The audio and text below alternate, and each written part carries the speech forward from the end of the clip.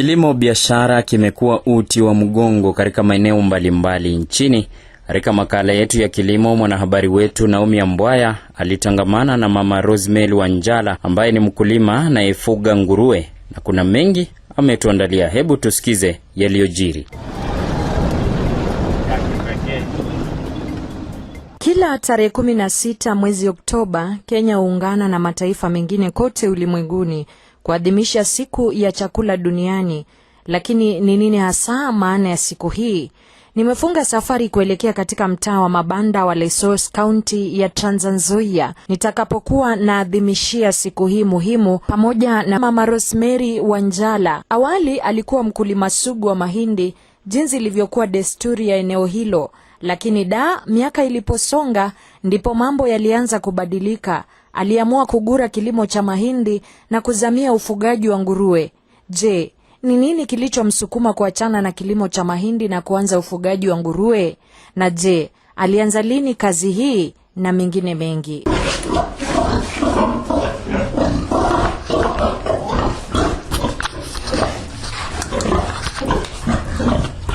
Kwa majina ninaitwa Mama Rosemary Wanjala toka Lesos. Mimi ni mkulima ambapo pia nafuka nguruwe. Nguruwe ni mnyama ambaye amedharauliwa sana, lakini kwangu mimi mpendwa, ninataka nikutie moyo wewe pia ufuke nguruwe. Nilianza ufukaji wa nguruwe mwaka 2014 baada ya kupanda mahindi kwa muda mrefu bila mafanikio. Nilikuwa nikipanda mahindi lakini haikukuwa inanipa nafaka sana. Ndiposa nikaamua ufukaji wa nguruwe kutokana na mapato yake ya haraka na faida ninayopata kwa kuziuzia wateja wangu. Niko na wateja wengi sana, na kwa sababu wanaona vile ninaishi vizuri, vile nguruwe inanipa pesa nyingi, ninasomesha watoto wangu, kila kitu, ninaishi maisha mazuri. Wateja wamenikujia wengi sana, na mteja wakati anakuja ninamuelezea uzuri wa kufuka nguruwe.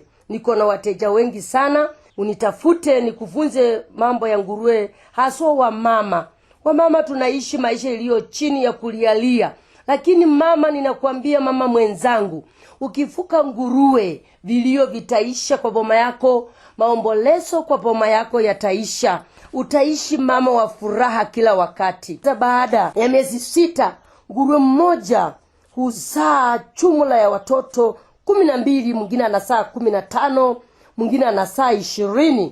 Nguruwe wanaleta mali nyingi kwa poma na wanaleta nafaka ya karibu sana unapowatunza vyema. Ndio safari yake Mama Rosemary Wanjala, ambaye anasema kupitia ufugaji wa nguruwe ameweza kujiendeleza na hata kupata fursa ya kuwa supplier wa nyama ya nguruwe katika eneo nzima la kaskazini mwa bonde la Ufa na vitongoji vyake.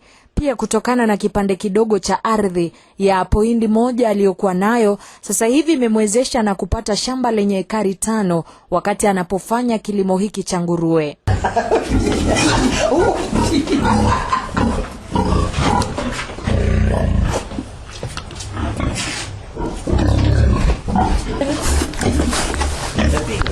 Niko tayari nataka kukula.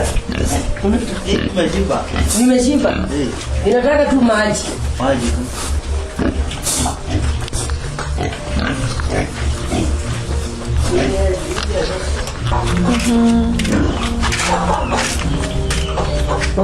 Ikimuona imemjua inataka kukula.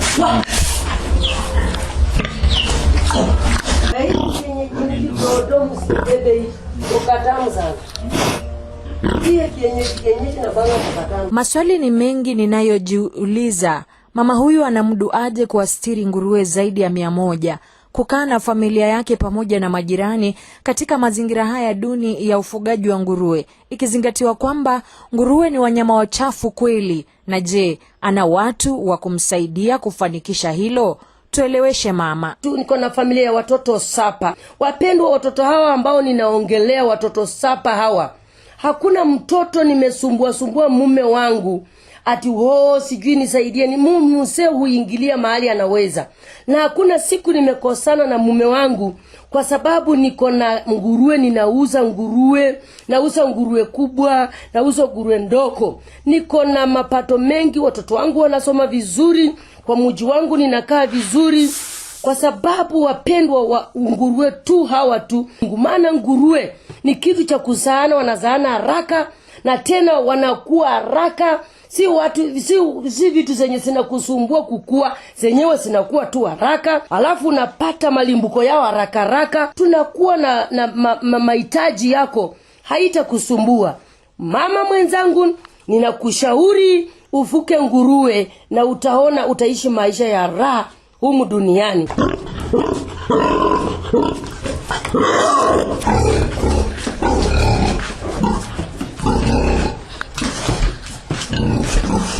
Tunao majirani ambapo ninaishi na wao. Pamoja na hawa majirani, ninahakikisha kwamba nguruwe hawawezi kuwa kikwazo. Kwa maana wapendwa, unajua nguruwe ni mnyama mchafu sana, na usipojua kutunza nguruwe akwe msafi, utakosana na jirani. Mimi hakuna siku nimekosana na jirani, kwa sababu ninahakikisha nguruwe hawa wanakaa wasafi. Mahala penye wanalala tukikuja kuangalia, utalala tu hapo ndani, utatamani tu ulale. Si tutatafuta kodoro. Mahali pasafi, nimekuwa na usafi mkubwa ili ya kwamba nisikosane na majirani. Naishi na majirani vizuri kwa sababu nimetunza nguruwe wangu. Ukiangalia nguruwe zangu ni safi, mtu akikuja kununua hata hawezi pingana bei. Nikipika bei anachukua mara hiyo, kwa sababu nguruwe ni safi sana. Nilipata fursa pia ya kuzungumza na wale ambao wanamsaidia kazi Mama Rosemary Wanjala, na vilevile walikuwa na haya ya kusema kuhusiana tu na ufugaji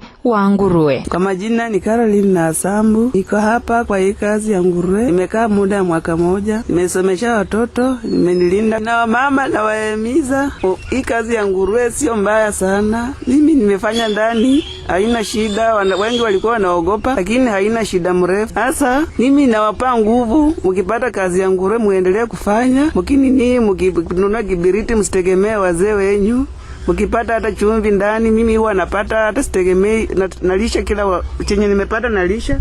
Alafu mkuwe na bidii sana kutafuta. Hii kazi ya nguruwe haina shida. Itabidi ulete chakula kidogo. Sifanyi. Nimeshiba. Sasa sisipofanya hata faulu. Mpaka sifanye. Hawa nguruwe huwa wanashinda hapa kwa siku nzima au unawaweka wapi? Manake wanaweza kupatana na ugonjwa wa kutoona vilevile. Tunaishi karibu na chemichemi, na hivyo basi nyakati za mchana nguruwe hawa tunawafungulia wapate jua kidogo. Najua jua ndio inasababisha wanakuwa haraka hazua nguruwe wadogo. Wakati tunawafungulia wanatembea kidogo. Wanapotembea mahali pale wanapata hiyo jua inawapata, na hiyo ndio inasababisha wanakuwa haraka. Na wapatia maji, na unaona wanakuwa haraka. Nguruwe ni mnyama mwenye anakuwa haraka sana wapendwa. Wamama wenzangu, fuka nguruwe tu na utafukuza umasikini kwa boma. Utafukuza ukomvi kwa boma. Utakaa ukikombana na mzee, maana utakuwa mama wa pesa kila wakati. Kwa hivyo wamama wenzangu, ninawatia moyo nikisema ya kwamba ukifuka nguruwe, umasikini utakuondokea katika mji wako. Unapoona shamba hili langu, nimepanda vitu vingi. Nimepanda nyanya, viazi vitamu, nimepanda mioko, nimepanda ndizi, mboga ya aina yote, kabechi, karoti, sukuma wiki. Na hizi vitu sijazipanda kwa bure. Nimesipanda kwa sababu ya nguruwe zangu.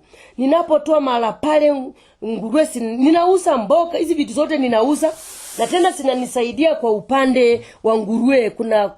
Nguruwe sinakula, sinafaidika kupitia kwa vyakula hivi. Kwa hivyo wapendwa, nimepanda vyakula vingi, niko na lishe nyingi katika boma langu, katika shamba langu. Unapata ya kwamba vyakula vyenye ninauza na vingine tena ninapelekea nguruwe, sinakula, sinakuwa haraka. Hizo vyakula zinaletea nguruwe afya.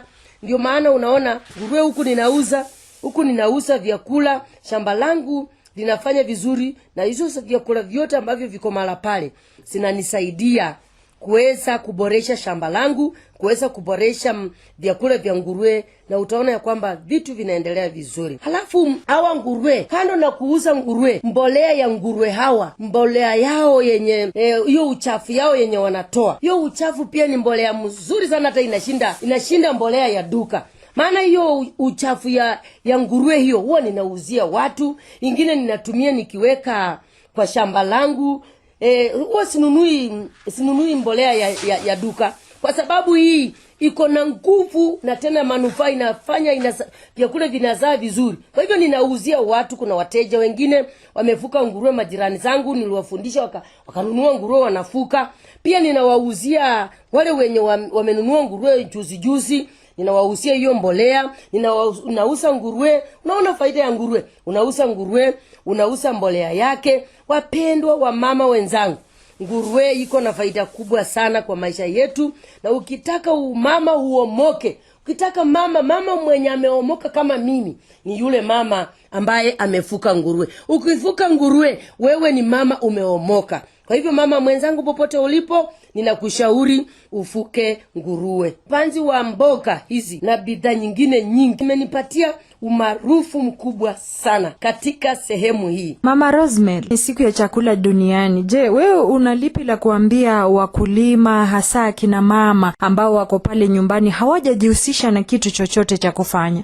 Ikiwa leo ni siku ya chakula duniani, wapendwa, kupitia kwa vyakula ambavyo nimevipanda katika shamba langu. Nimepanda mioko, nimepanda viazi, nimepanda ndizi. Vyote ambavyo nimevipanda vimenisaidia. Siku ya vyakula duniani imebamba sana, kwa sababu hizi vyakula nimeviuzia wamama wenye hawana, nimeuza. Nimepata pesa nyingi sana kupitia kwa vyakula ambavyo nimevipanda, na siku wa mama wengi wamefaidika kupitia kwa chakula ambayo nimepanda kwa shamba langu, na ambayo vyakula wamekuja wakinunua kwa shamba langu. Kwa hivyo mama mwenzangu, kana na mbolea ya nguruwe ambayo nguruwe ambao nimewafuka, imetusaidia siku ya leo. Wamama wengi wamefaidika. Kuna wengi tumewauzia hii mbolea. Mbolea ni ya maana sana, hata inashinda mbolea ya duka. Mbolea tumefaidika siku ya leo, maana kuna watu wengi wamenunua mbolea ya nguruwe, inaenda kuwasaidia kupanda vyakula ambavyo viko katika shamba langu, ambalo watu wamekuja kuvitazama. Nimewaambia nimetumia mbolea ya nguruwe, wao pia wamepata motisha ya kwamba kumbe mbolea ya nguruwe inafanya vyakula vinaimarika. Mbali na mtazamo wa wengi kuwa kilimo cha mahindi ndicho kiinua mgongo katika eneo hili, Mama Rosemary Wanjala amewashangaza wengi kwa kuzamia masuala ya ufugaji wa nguruwe na kuvunja tamaduni ya jamii ya magharibi mwa Kenya kuwa upanzi wa mahindi na miwa ndio yenye faidi chungu nzima. Hili limepanua mawazo ya wengi na kuwafanya kuwa na nia ya kuanza ufugaji wa nguruwe. Akina mama wengi wameiga mfano huu na kuanza kujihusisha na masuala tofauti na upanzi wa mahindi, ambapo kwa sasa umewafanya kuwa wabunifu hata zaidi. Nilipata fursa ya kumhoji waziri wa kilimo katika kaunti ya Tranzoia, Bi Mary Nzomo, na aliweza kuzungumzia mambo mengi kuhusiana na ufugaji wa nguruwe kwa jumla. Hello. So this is a recorded interview, or you wanted to get points? I'm just recording. Okay. Yeah. And you want me to do it in Kiswahili or English? Any can do. Any can do? Yes. Okay. Sasa, what I would want to say is that agroecology can be viewed as a complementary means for reducing the environmental impact of animals, mainly by stimulating natural processes. Yes. And agroecology based production systems, what they normally do is to mobilize specific skills and require a great deal of time to supervise and observe the system, or time spent on like now in this case pig production. Maybe coming now to pigs specifically, I would say that nguruwe is one of the animals that can consume a lot of even foods that are not suitable for human consumption. Yes. The wastes that are, I would say, kitchen waste, like now the pills, the nini, vitu kama hizo. And the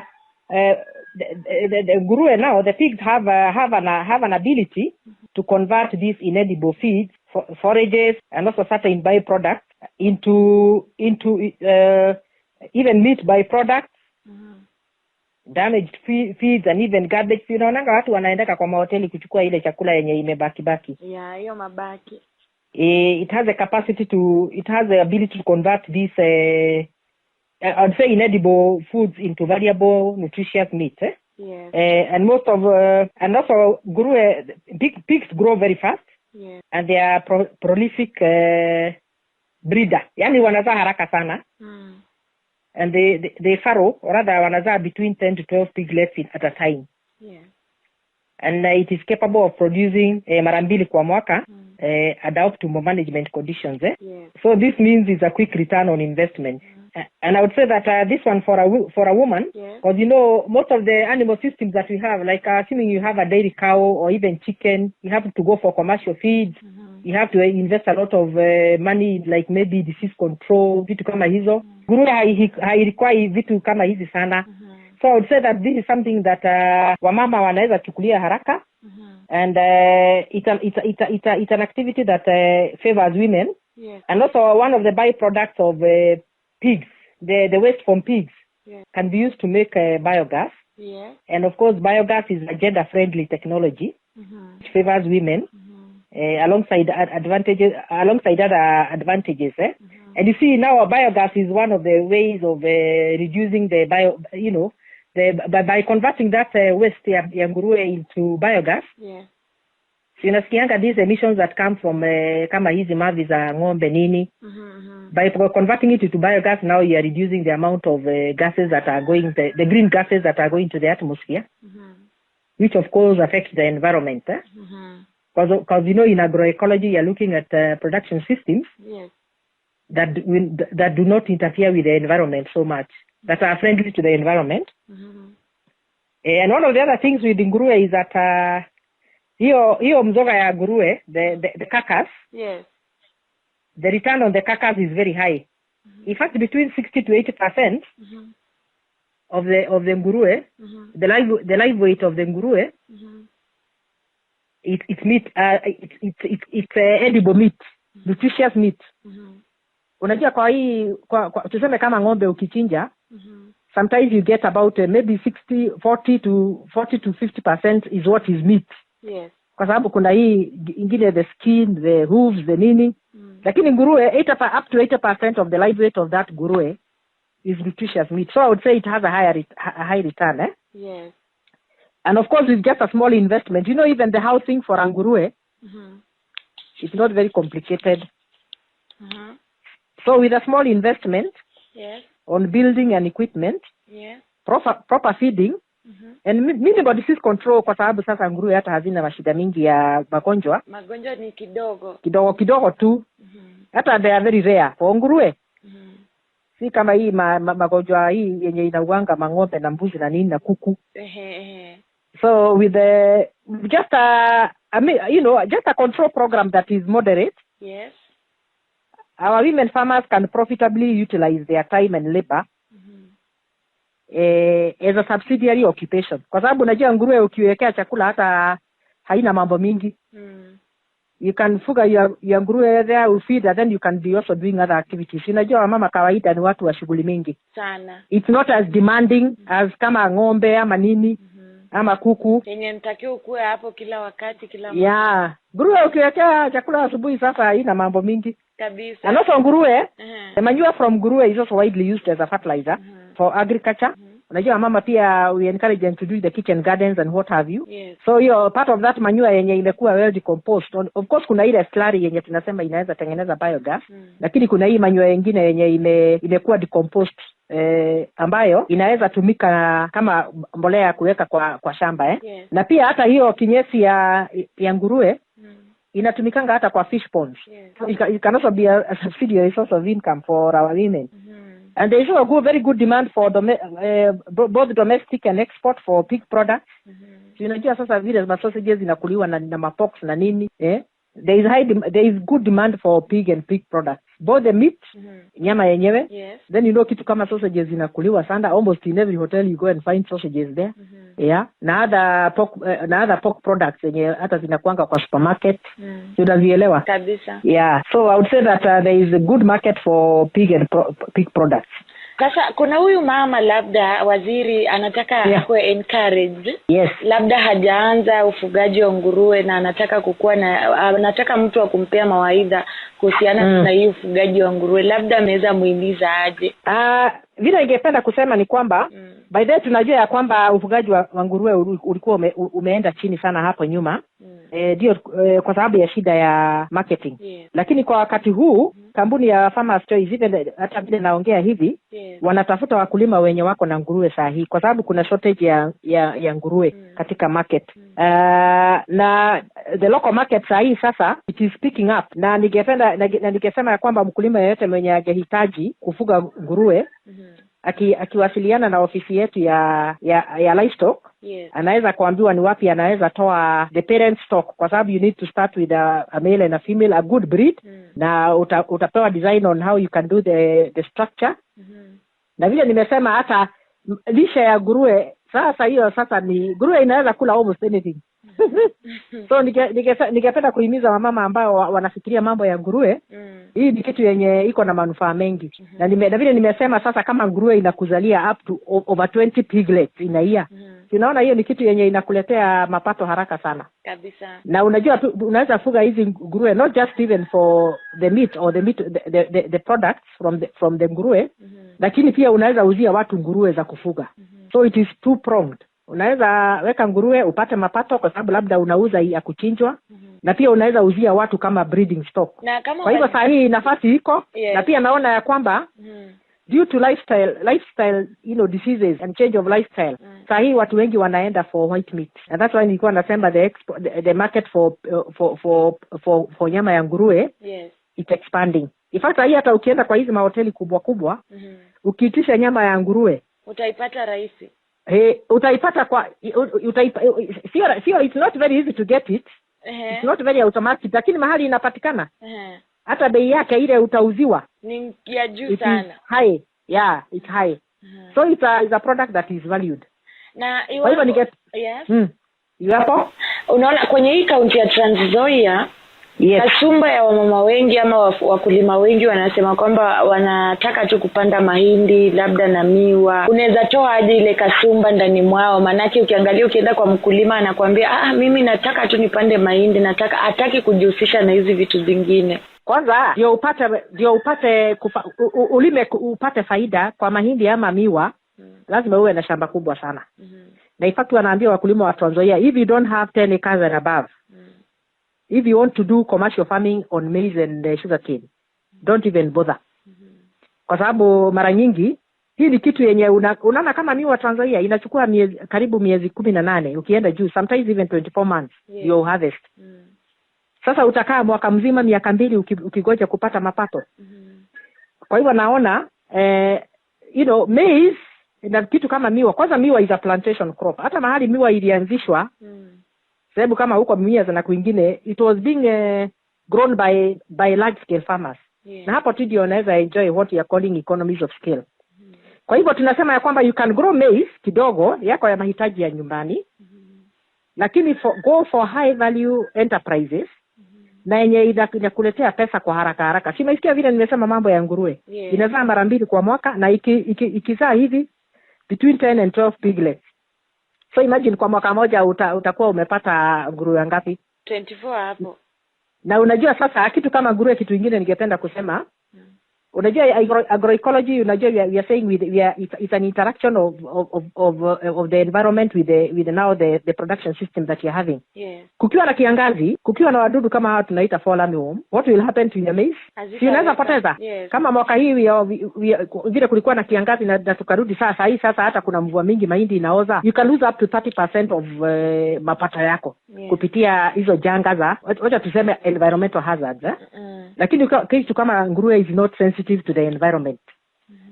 Vile sasa bora tu ijengee nyumba mzuri, uipee chakula ambayo sasa hata sio chakula yenye unaenda kununua kwa duka, labda ya kuanzia tu wale watoto wadogo. Kuna chakula ya nguruwe commercial, lakini nguruwe inakula almost anything, si ndivyo?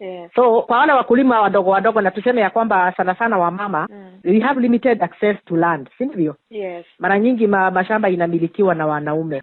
So I would say for a woman, ukiwa hata na space yako kidogo, tuseme kama niyo space yako umeambiwa na mzee saa hiyo ni ya kitchen garden yako, you can take a small portion of that portion yenye umepewa, na unajenga nyumba ya nguruwe na unafuga nguruwe wengi sana within a very small unit area. So nikesema ya kwamba pig farming, you can't compare it with maize farming, you can't compare it with sugarcane farming, kwa sababu the returns are high na the returns come within a shorter time. Kwa hivyo na ni mapato yenye unapata throughout the year, kwa sababu sasa hizi nguruwe vile unaendelea kuzifuga, so they are maturing in stages. So you have a regular cash flow throughout the year. Si kama sasa hivi vile tunavuna mahindi hujui hata utauza lini, bei itakuwa mzuri siku gani. Na ulipanda mwaka ikianza. Ukiwa na nguruwe wako leo unauza 1, 2, 3, you have income across the year. So inakusaidia kutimiza mahitaji yako ya kila siku. So I would say that tuendelee kupanda mahindi. Lakini kama wewe uko na shamba kubwa, let's say less than 5 acres. Panda mahindi ya kulisha jamii yako na wewe mwenyewe. Lakini kuna vitu zingine sasa zenye zinaweza kukuletea mapato zaidi. Sasa hata tunahimiza upandaji wa vitu kama tissue culture bananas, vitu kama avocados, Sasa hata tunasema hata fuga kuku, all these things, hata fuga samaki, you can have a fish pond on your farm.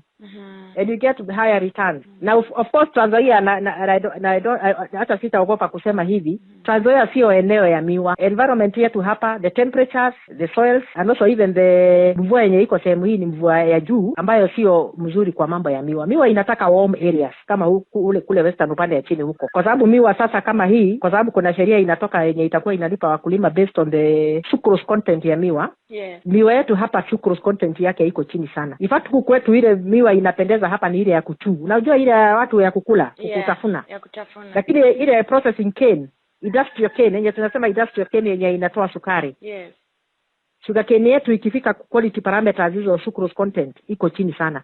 Tena miwa hapa inachukua karibu miaka 2 kumachua. Na miwa ni kitu inatakana ichukue about 14 months. Kama huko western mahali inapandwa. Because the temperatures are warm. Na mvua sio mingi sana. Within 14 months watu wanavuna miwa. Huku kwetu 18 to 24 months. Ndio ukate miwa. Ndio ugoje tena ukate hiyo miwa ugoje the next crop. Inachukua muda mrefu sana. So I would say in terms of return to investment and also the returns to the land is not an enterprise that I would encourage kwa mama wenzangu. Mama wenzangu tunataka enterprises zenye inaweza kutuletea mapato haraka. Yenye even the inputs sio very high. Kwa sababu nimesema labda for pig farming sasa ukijenga hiyo structure na ununue kike na kiume. Sasa si nguruwe wale zako wanaongezeka tu, wanaongezeka. Kabisa. Na tunajua kwamba sana wamama mifuko yetu, tunalia mifuko mara nyingi kwa sababu sasa we are not as empowered. So ukiwa na hiyo pesa yako kidogo, unaweza start pig farming kwa sababu haina hiyo very high investment cost. Okay, thank you.